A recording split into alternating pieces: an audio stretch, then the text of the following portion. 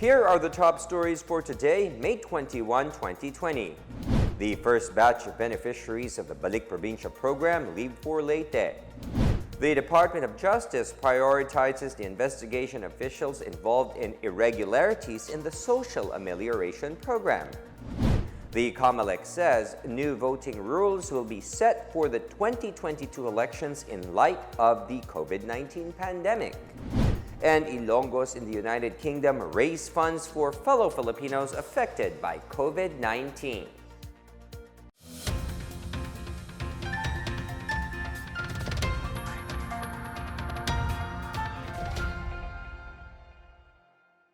Good day, I'm William Theo. Welcome to the PNA Newsroom.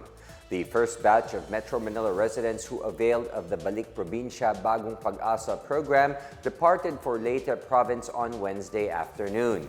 At least 116 persons enrolled in the program through an online application, but some came with their family.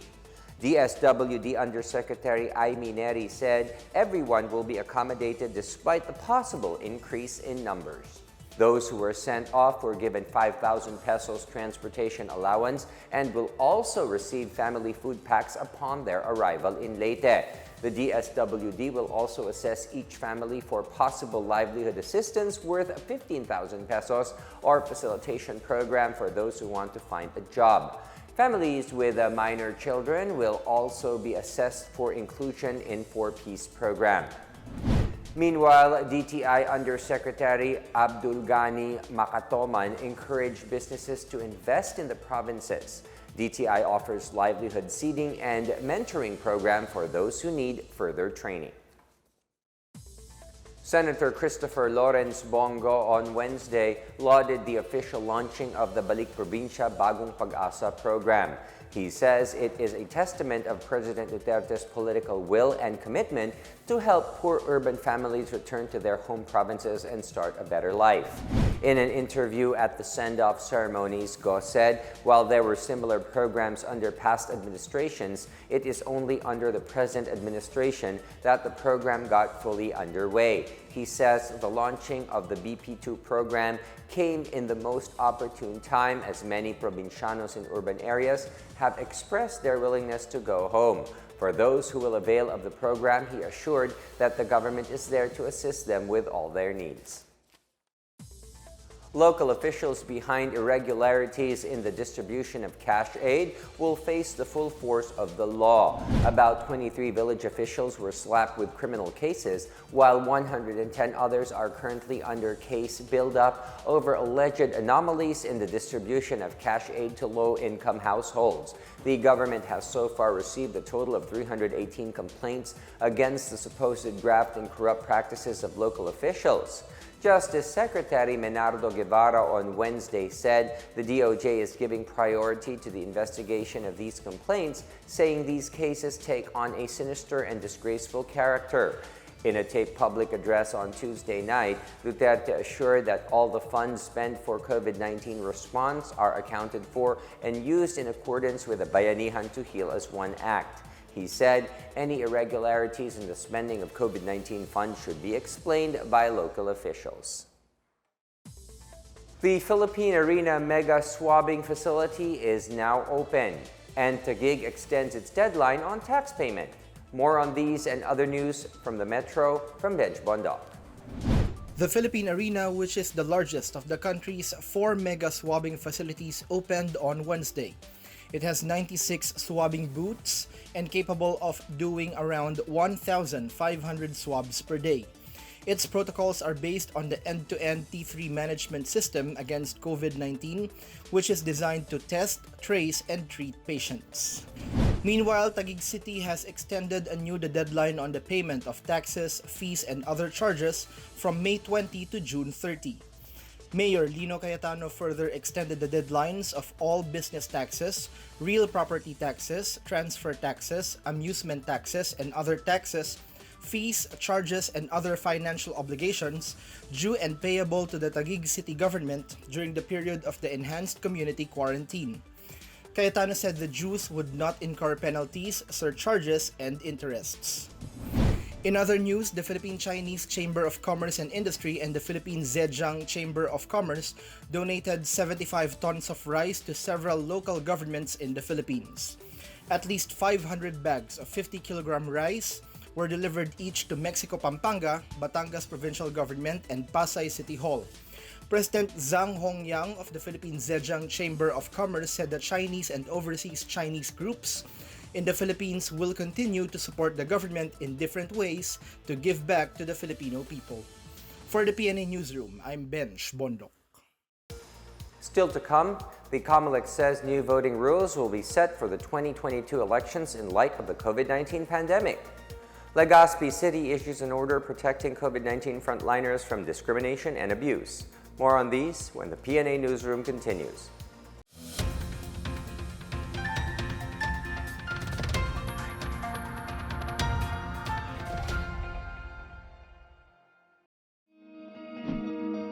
Para labanan ang banta ng COVID-19 sa ating bansa, mahalaga ang kooperasyon ng bawat isa.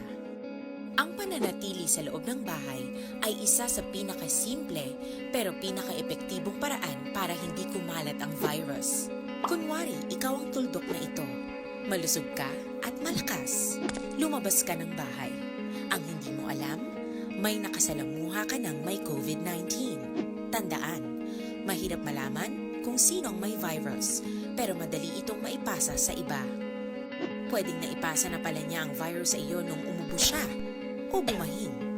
O baka naman ay nahawa na dahil humawa kayo sa parehong bagay na kontaminado. Ngayon ay mayroon ka na ring COVID-19. Isa ka ng carrier na makakahawa sa iba. Dahil maaaring ilang araw pa bago lumitaw ang sintomas na ubo, sipon, hirap sa paghinga at lagnat. Pwede ring wala kang nararamdamang sintomas, ngunit nakakahawa ka pa rin. Pag-uwi mo sa bahay, maaari mong mahawahan ang iyong pamilya. Kasama na rito ang lolo at lola mo o ang mga magulang mo na may edad. Sila ang may pinakamahina na depensa laban sa virus. Ang mga may sakit sa puso, diabetes, high blood, at iba pang pre-existing conditions at mga buntis, mahina ang panlaban sa COVID-19. Kapag na-infect ang taong mahina ang immune system, posibleng magkaroon siya ng malalang karamdaman at kailanganing dalhin sa ospital. Sa patuloy na paglabas ng bahay at pagpunta sa pampublikong lugar, tinatayang maaari kang makahawa ng 3 pang tao at sila makakahawa ng mas marami pang iba. 20% ng mga nahawa ay maaaring maospital at dadami ng dadami ito habang mas kumakalat pa ang virus. Bukod sa dumaraming COVID-19 patients, marami pang ibang may sakit ang nasa mga pagamutan. Ang mga pasyenteng malubhang-malubha na ang karamdaman, hindi na maaasikaso. Wala ring lugar para sa mga pasyenteng may ibang karamdaman. Kaya nating iwasan ang patuloy na pagkalat ng COVID-19 kung iisipin natin ang kapakanan ng iba. Kailangan nating isipin at kumilos na parang bitbit na natin ang virus para hindi ito kumalat pa sa iba. Sundin ang social distancing. At hanggat maaari, manatili sa loob ng bahay. Kung talagang kinakailangang lumabas, panatilihin ang 1 metrong layo sa ibang tao. Maging malinis din sa katawan at sa kapaligiran. Parating maghugas ng kamay gamit ang sabon at tubig. At i-disinfect ang mga bagay na madalas hinahawakan. Ang mahalaga, mapabagal natin ang pagkalat ng COVID-19. Para mas kakaunti ang mga kailangang magpa-ospital at mabawasan ang mga Pilipinong magkakasakit. Magiging epektibo lamang ito kung mananatili tayo sa bahay. Sundin ang social distancing. Isang maliit na sakripisyo para sa buhay ng kapwa nating Pilipino. Tulong-tulong tayo. Let's beat COVID-19.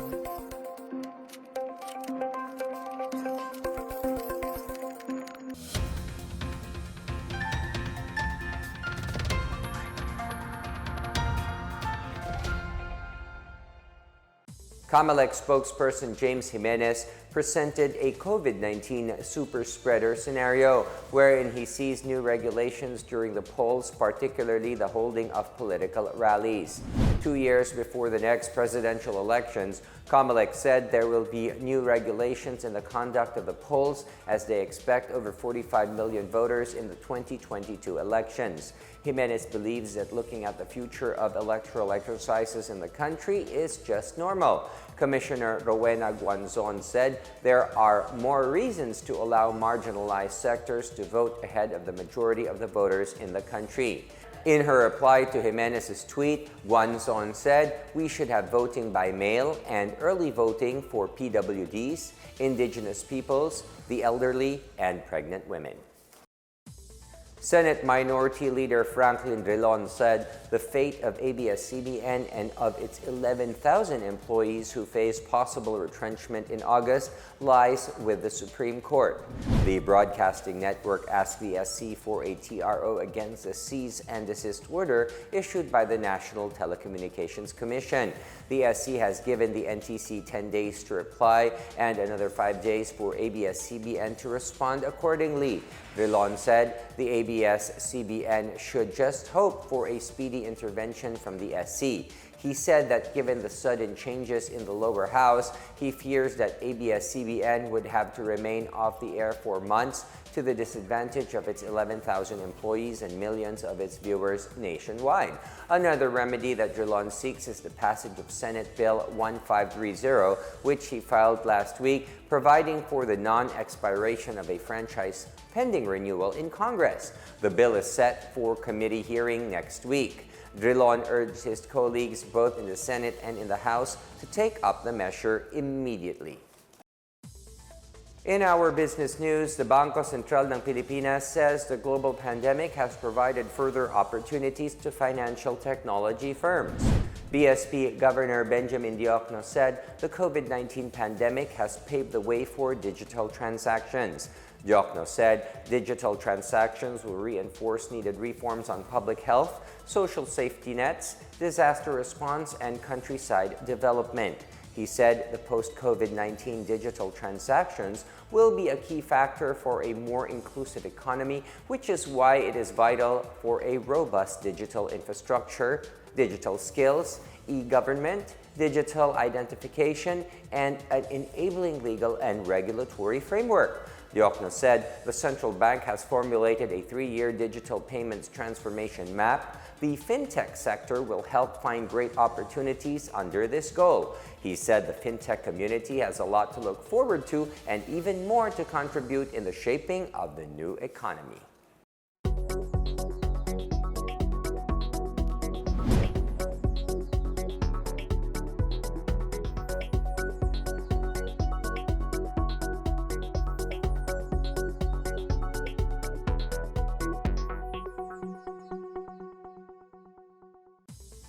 Legazpi City has issued measures to protect frontliners and other sectors affected by COVID-19 from abuses.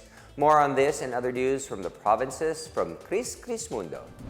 After receiving numerous reports and complaints from health workers, Mayor Noel Rosal issued Executive Order 023 to further strengthen measures to protect frontliners, repatriated overseas Filipino workers, and suspected and confirmed COVID-19 patients from physical and emotional abuses.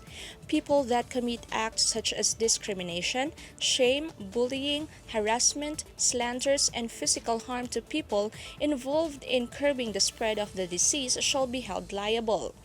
Included in the safety nets is the protection of health frontliners from rejection of contractual obligations such as contracts of lease or employment. Meanwhile, a total of 111 new midwives will soon serve communities in the provinces of Maguindanao and Basilan, according to the Health Ministry of the Bangsamoro Autonomous Region in Muslim Mindanao. Also appointed were 10 newly hired personnel for the region's Ministry of Health office. Regional Health Minister Dr. Safrula de Patuan said among their programs is the Midwife in Every Community in BARMM, which aims to capacitate all barangay health stations with the deployment of competent midwives. In SAMAR, the provincial government will provide free transportation and food allowance to returning residents from other regions amid the general community quarantine. All locally stranded individuals must contact the Aksyon Padayon team, which will facilitate their request to return to the province. If an LSI would be found reactive to a rapid antibody test, the provincial government will facilitate the confirmatory testing and corresponding medical treatment. Those with negative results will undergo the mandatory quarantine and will only be discharged once a second test result period is negative. In Eastern Visayas, the province has recorded the highest number of COVID-19 cases at 23. The region has confirmed a total of 26 cases since the outbreak. For the PNA Newsroom, I'm Chris Mundo. Up next, a magnitude 5.6 earthquake hits Davao Occidental, and Ilonggos in the United Kingdom raise funds for fellow Filipinos affected by COVID-19. The PNA Newsroom returns after these reminders.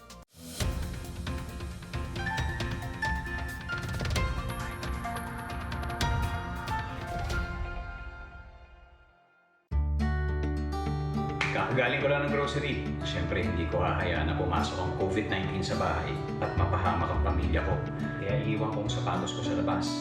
At ngayon, maghuhugas ako ng kamay ng 20 seconds.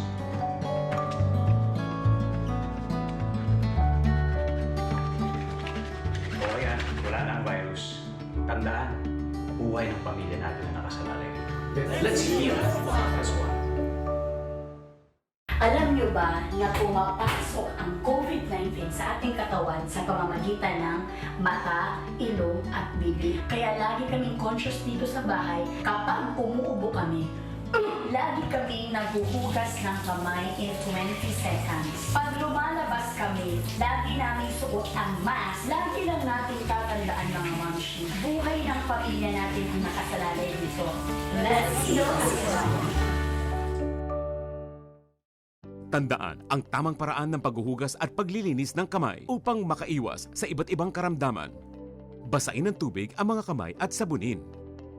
Unang sabunin ang mga palad at ang likod ng mga kamay. Kuskusin na maigi ang pagitan ng mga daliri at maging ang mga kuko. Isunod ang pagitan ng mga hinlalaki at kuskusin ng paikot ang mga dulo ng mga daliri sa magkabilang palad. Banlawang mabuti ang mga kamay sa malinis na tubig at patuyuin ang mga kamay gamit ang single-use towel o air dryer. Basta't sama-sama at laging handa, kaya natin to! Isang paalala mula sa DOH, PCOO, KBP at ng himpilang ito.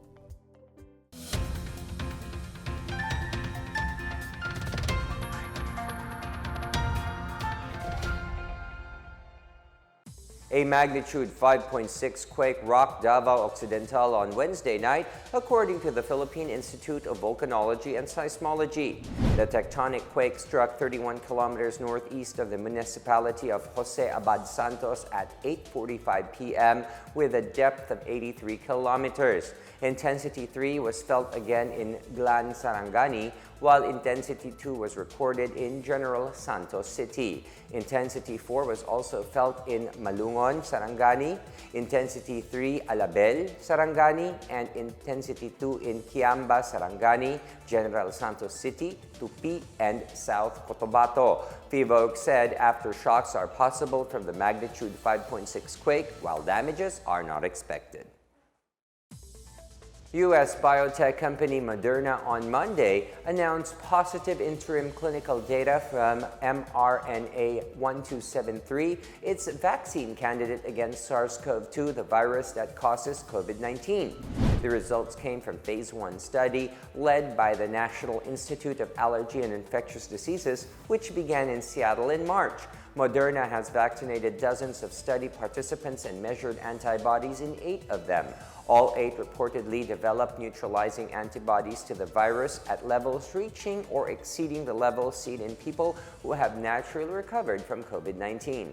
The company said mRNA-1273 was generally safe and well tolerated. It said when combined with a success in preventing viral replication at a dose that elicited similar levels of neutralizing antibodies, these data substantiate its belief that mRNA-1273 has the potential to prevent COVID-19. The Moderna team continues to focus on moving as fast as safely possible to start the pivotal Phase 3 study in July.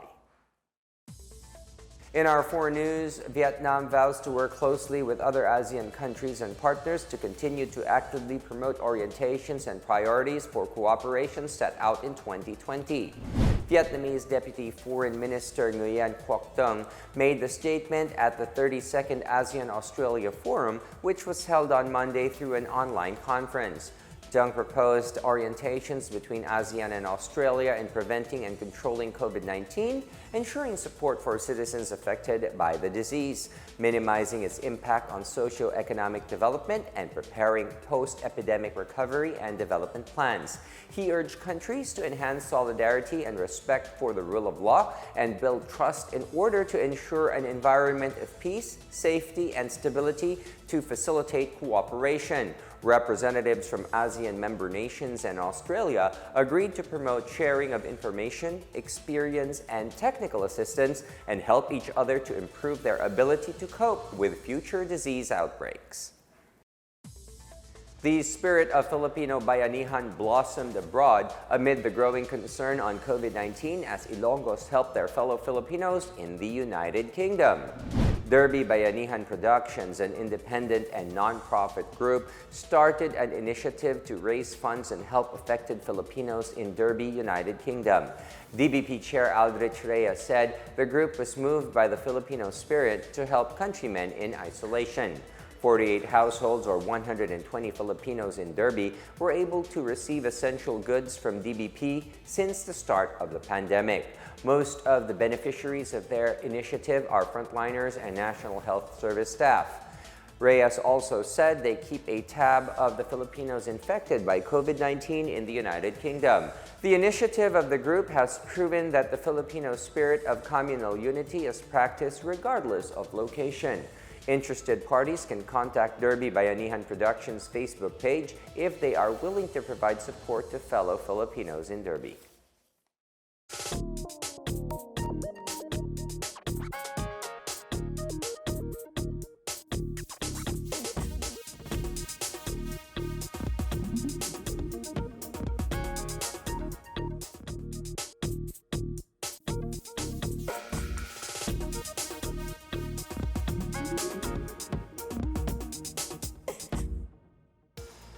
Let's take another look at today's biggest stories. The first batch of beneficiaries of the Balik Probinsya program leave for Leyte. The Department of Justice prioritizes the investigation of officials involved in irregularities in the social amelioration program. The Comelec says new voting rules will be set for the 2022 elections in light of the COVID-19 pandemic. And Ilonggos in the United Kingdom raise funds for fellow Filipinos affected by COVID-19. Thank you for watching another episode of the PNA Newsroom. To check out more news content, check our webpage or head onto the Philippine News Agency's Facebook and Twitter accounts. For more stories about the government and how it serves Filipinos, look for these hashtags in all of our social media platforms and websites. We are shown on the pages of the PCOO and its attached agencies. Also watch us on television on PTV4 and IBC13. And that's your daily dose of the biggest stories that you need to know. From the PNA Newsroom, I am William Theo. Good day.